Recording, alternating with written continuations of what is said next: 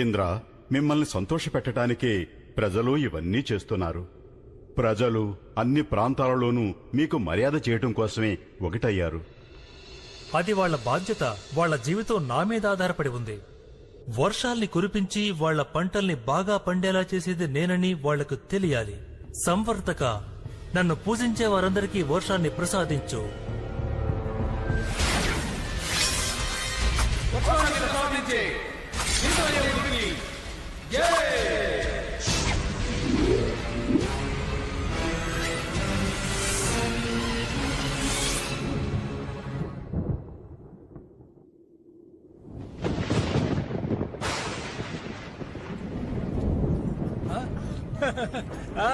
వర్షం పడుతుంది.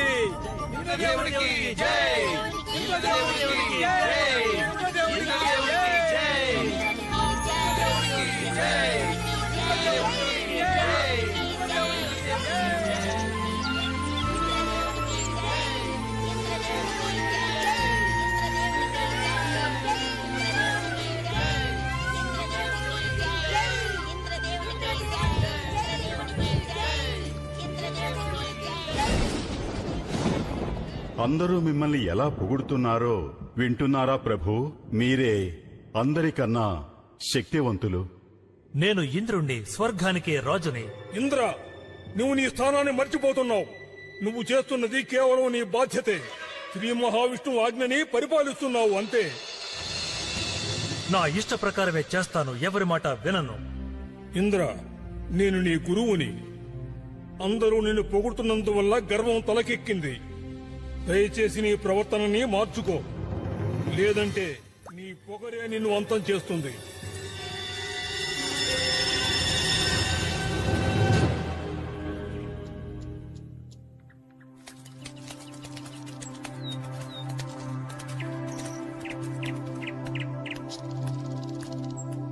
నాన్నగారు, ఇంద్రదేవుడి కోసం ఎందుకు ఈ పండుగ జరపాలి? ఇంద్రదేవుని కోసం ప్రతి సంవత్సరం మనం ఈ పూజను జరపాలి.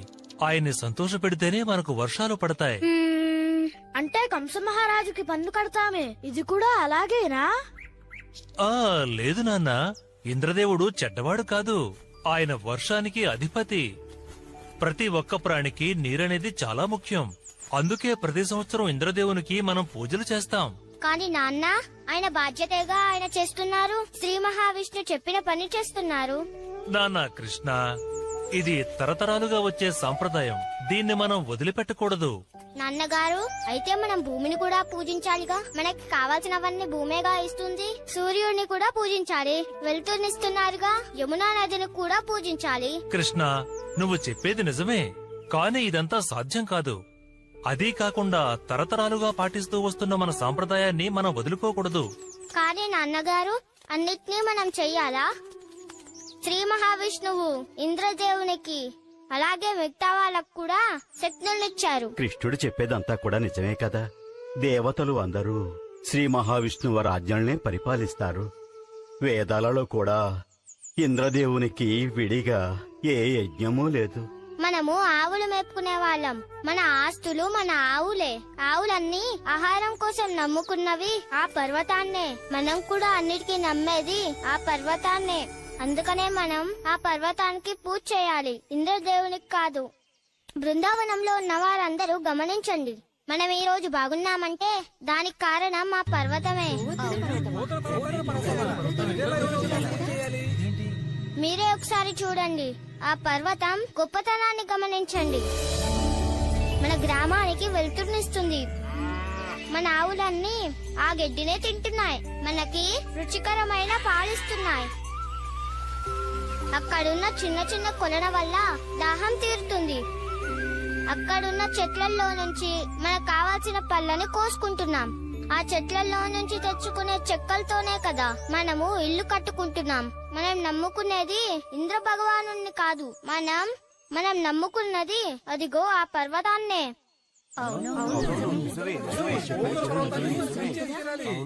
నువ్వెప్పుడూ బాగుండాలి కృష్ణ. మనం కృతజ్ఞతలు చెప్పాల్సింది ఇంద్రుడికి కాదు, గోవర్ధన పర్వతానికే చెప్పాలి.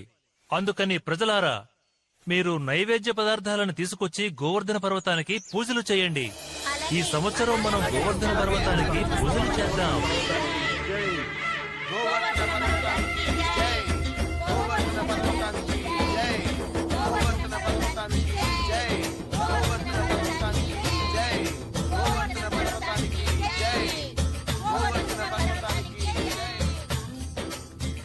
నేనే గోవర్ధన పర్వతాన్ని.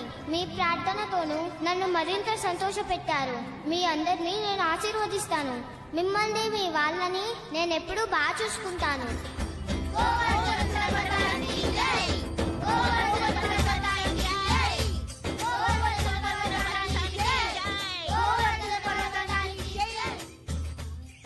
ఈ పండగ చూడ్డానికి బాగుంది కదా. గోవర్ధన పర్వతానికి సంతోషంగా ఉంటుంది కదా. ఇలా చూడండి, ఆ పర్వతానికి పూజ చేయడం మంచిదే, కానీ ఇంద్రదేవునికి కూడా ఇది ఇద్దామనుకుంటున్నాను. ఆయన కోపడకూడదు కదా. ఒకటి ఇంద్ర భగవానుడికి, ఇంకొకటి నాకు. రెండోది ఇంద్ర భగవానుడికి, అది కూడా నాదే.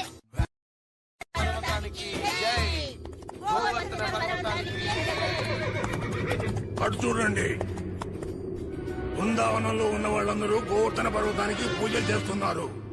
నేనిది నమ్మలేకపోతున్నాను. వాళ్ళకి ఎంత ధైర్యం! వెంటనే దీని గురించి ఇంద్రదేవునికి తెలియజేయాలి.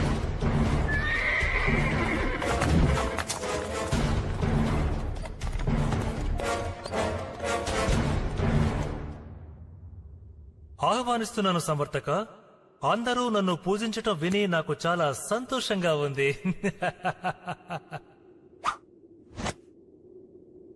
మీరు నన్ను క్షమించాలి ప్రభు, కానీ నేనొక బాధాకరమైన వార్తను తెచ్చాను. ఏంటంత బాధాకరం? ఇంకో గ్రామానికి ఏదైనా ఎక్కువ వర్షాన్ని ప్రసాదించావా? నేనేం కోపగించుకోనులే. ఈ విషయాన్ని వింటే మీకు కోపం వస్తుందని నాకు అనిపిస్తోంది. ఓ ప్రభు, బృందావన గ్రామానికి చెందినవారు మిమ్మల్ని పూజించకుండా గోవర్ధన పర్వతాన్ని పూజిస్తున్నారు. ఏంటి, గోవర్ధన పర్వతాన్న? నన్ను పూజించడం మానేసి ఆ గోవర్ధన పర్వతాన్ని పూజిస్తున్నారా? వాళ్ళెందుకు ఈ విధంగా మారారు సంవర్తక? వాళ్ళకు కావలసిన వర్షాన్ని మనం కురిపిస్తున్నాం కదా. అక్కడ ఒక చిన్న పిల్లాడు ఏదో చెప్పేటప్పటికీ వాళ్ళు నమ్మారట. ఈ సమయంలో వేళాకోళలాడొద్దు. నన్ను క్షమించండి ప్రభు, కానీ నేను చెబుతున్నది నిజం. నందుని కొడుకు కృష్ణుడు అతని రహస్యమైన శక్తులను ఉపయోగించి బృందావనంలో ఉన్నవారి అందరి మనసులో మార్చాడట. అంటే వాళ్ళొక చిన్నపిల్లవాడి మాట విని ఈ ఇంద్రుణ్ణి ఎదిరించాలనుకుంటున్నారా? వీళ్ళందరికీ మతి చెల్లించింది. ఇప్పుడు వాళ్ళు నా ఆగ్రహాన్ని చూడబోతున్నారు. సంవర్తక, చెప్పండి ప్రభు. తక్షణమే బృందావనానికి బయలుదేరు. ఆ పండుగను ఎలాగైనా అడ్డుకో. బృందావనంలో ఉన్న ఒక్కొక్కరికి ఎలాంటి సంతోషం లేకుండా చెయ్యి.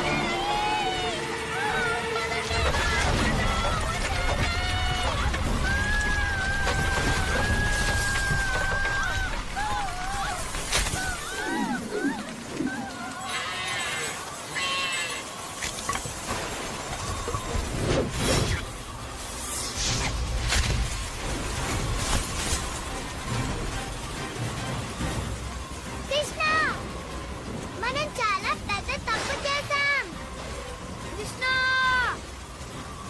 నువ్వు ఇంద్ర భగవానుడికి కోపం తెప్పించావు. చూడు ఆయన మన గ్రామాన్ని ఏం చేస్తున్నాడో చూడు.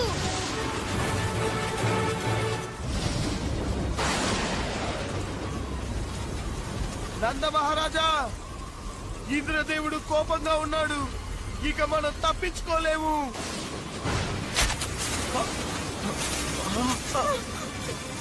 ఎందుకు ఇలా జరుగుతుంది? మమ్మల్ని కాపాడండి.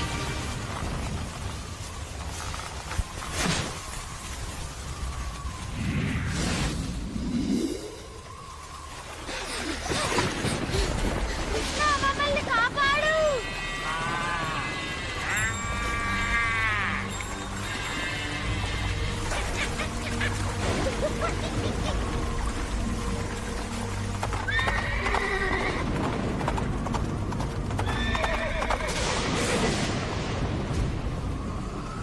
ఆ కృష్ణుని మాట విని ఇంద్రుని అవమానించినందుకు బృందావనం బాధపడుతోంది.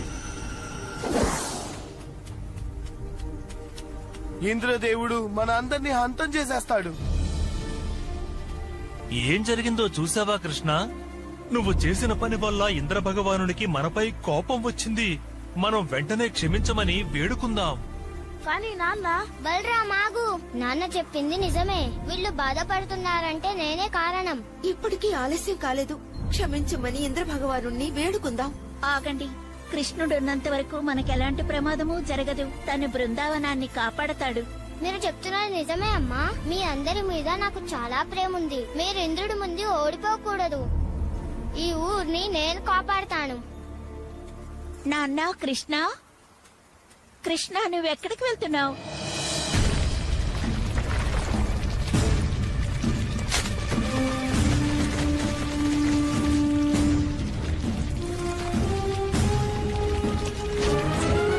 అసలు ఏం జరుగుతుంది ఇక్కడ? ఎవరైనా వెళ్ళండి, కాపాడండి, కృష్ణుడికి సాయం చేయండి.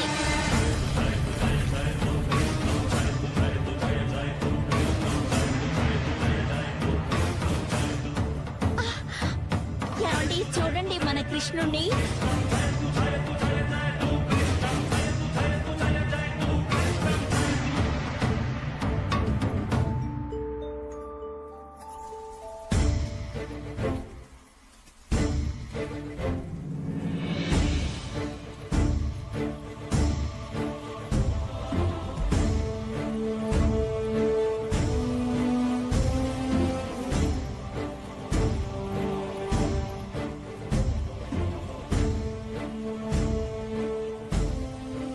అందరూ త్వరగా రండి. రండి, మీ కట్టెల సాయంతో దీని పైకెత్తండి. కృష్ణుడు ఈ పనిని ఒంటరిగా చేయలేడు. కృతజ్ఞతలు మధు.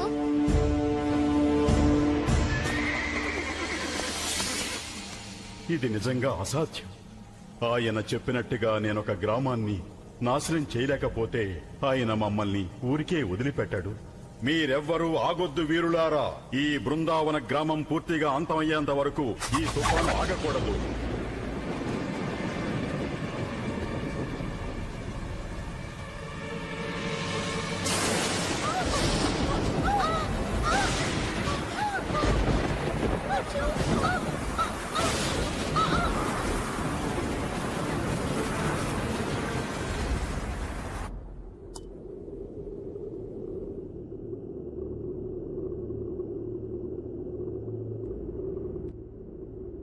ఇంద్రదేవ, రా సంవర్తక, బాగా అలసిపోయి ఉంటావు. ఇలా వచ్చి కూర్చో. అక్కడ జరిగిన తమాషా ఏంటో చెప్పు. నీ వల్ల ఆ బృందావనం మొత్తం నాశనమైపోయిందా సంవర్తక? ప్రభు, గత 6 రోజులుగా 6 రాత్రులుగా వర్షం ఆగకుండా కురిపిస్తూనే ఉన్నాం. భయంకరమైన ఉరుముల మెరుపులతో వర్షం కురుస్తూనే ఉంది. ఈ వర్షాన్నింతవరకు ఏ మనిషి చూసి ఉండడు. మంచిది, చాలా మంచిది. నువ్వు చేసిన విధ్వంసానికి అందరూ భయపడిపోయి ఉంటారు. ఆ, నాకు ఆ మాటే చెప్పాలని ఆశగా ఉంది ప్రభు. కానీ మీకు నిజం చెప్తున్నాను, మన తుఫాను వల్ల ఏ ప్రయోజనమూ లేదు. కృష్ణుని ఏమీ చేయలేకపోయాము. నా అనుచరులైన మీరు ఆ కృష్ణుని ఏమీ చేయలేకపోయారా? అతను గోవర్ధన పర్వతాన్ని తన చేతితో పైకెత్తి ఆ బృందావనానికి చెందిన వారందర్నీ కాపాడుతున్నాడు, వాళ్ళ జంతువుల్ని కూడా. 6 రోజులుగా నువ్వు వర్షాన్ని కురిపిస్తూ ఉండటం వల్ల నీ చూపు మందగించిందేమోనే నాకెందుకు అనిపిస్తూ ఉంది. మీరెళ్ళి నా ఐరావతాన్ని తీసుకుని రండి. నేనే స్వయంగా బృందావనానికి వెళ్లి ఈ అద్భుతాన్ని చూడాలి.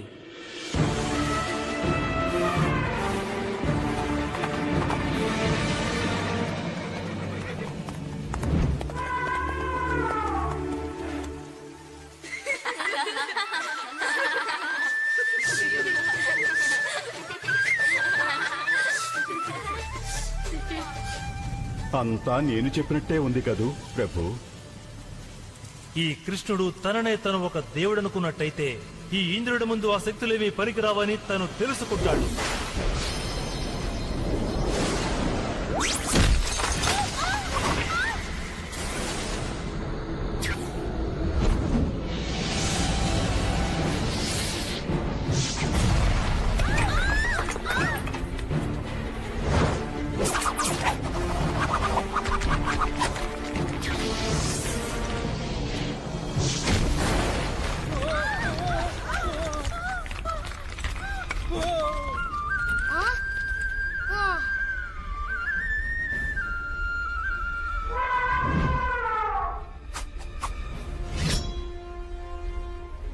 ఈ ఇంద్రుడి ఆగ్రహం నుంచి మీరెవరూ తప్పించుకోలేరు. కృష్ణుడి మాట విన్నందుకే మీకు శిక్ష.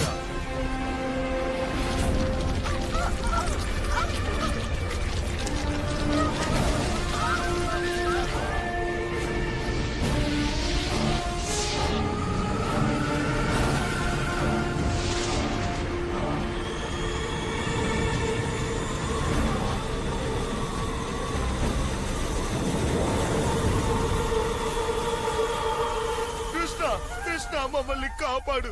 ఇంద్రుడు ఈ గోవర్ధన పర్వతాన్ని నాశనం చేస్తున్నాడు. ఇంద్రదేవుడు మిమ్మల్ని ఏమీ చేయలేడు, మీరు దిగులు పడకండి.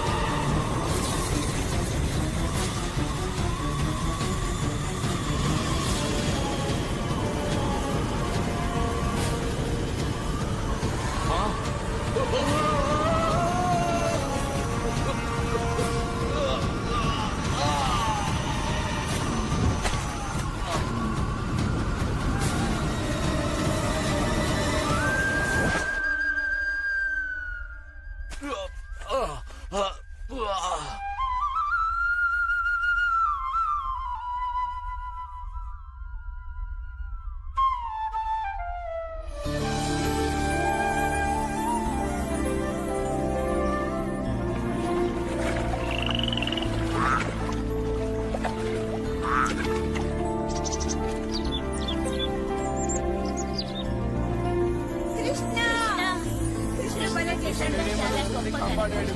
చాలా సంతోషం.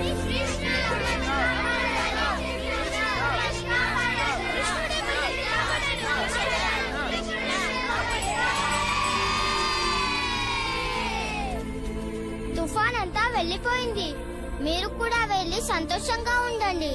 ఈ పర్వతాన్ని మీరు ఒంటరిగా మొయ్యలేరు కదా. దయచేసి అలా మాట్లాడొద్దు కృష్ణ, నువ్వింకా చిన్న పిల్లాడివి. ముందు నువ్వెళ్ళు కృష్ణ. మీ అందరికి చాలా మంచి మనసు.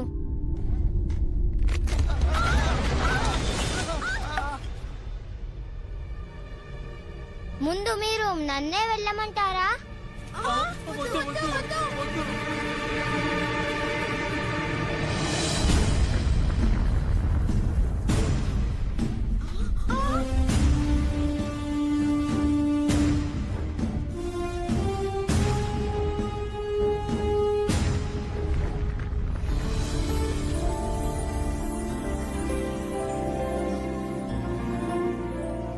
చాలా సంతోషం కృష్ణ, నువ్వు మా అందరినీ కాపాడావు. కృతజ్ఞతలు. నాకు కృతజ్ఞతలు చెప్పొద్దు, గోవర్ధన పర్వతానికి చెప్పండి.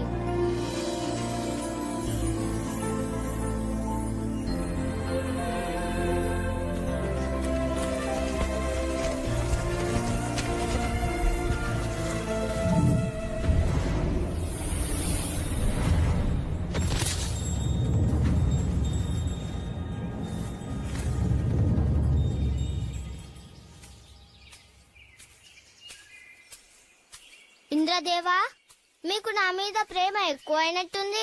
లేకపోతే ఇంత దూరం నన్ను చూడ్డానికి మీరు రారుగా? కృష్ణ, నిజానికి నేను చాలా పెద్ద తప్పే చేశాను. నేనెంతో మూర్ఖంగా ప్రవర్తించాను. ఈ శక్తులని నాకు మీరిచ్చినవేనని నేను మర్చిపోయాను. నేనెప్పటికీ మీ బానిసనే. దయచేసి నేను చేసిన తప్పుకి నన్ను క్షమించండి.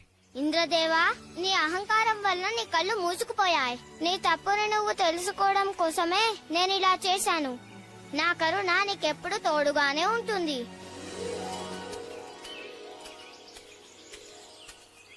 ఎంతో గొప్ప శక్తి ఉన్న పిల్లాడు మనందరితో కలిసి ఉంటున్నాడు, అది కూడా బృందావనంలో.